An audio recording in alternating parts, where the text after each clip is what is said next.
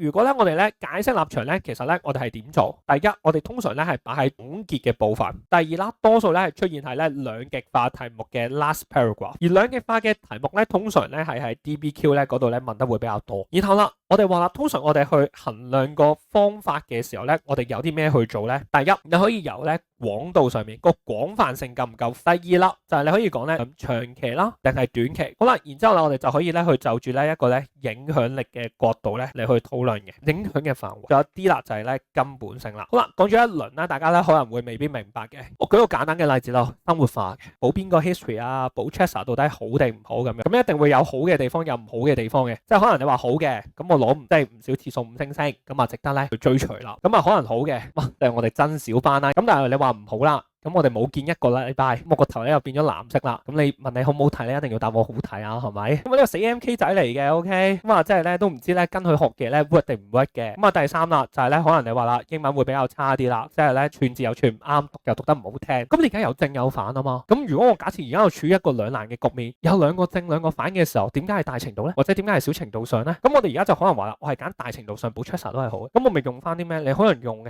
係根本性嚟講，補習啊係講成績啫嘛，唔係講人格。啊嘛係咪？我計點樣攞分啫嘛？咁所以啦，其實你歸根究底啊，補習都係諗到底學到嘢定學唔到嘢啫嘛。即係或者你可能話補習就係講成績到底有冇進步啫嘛。咁所以就算可能話上我嘅堂筆記好靚，我講嘢好分，其實都唔構成你要補我嘅原因。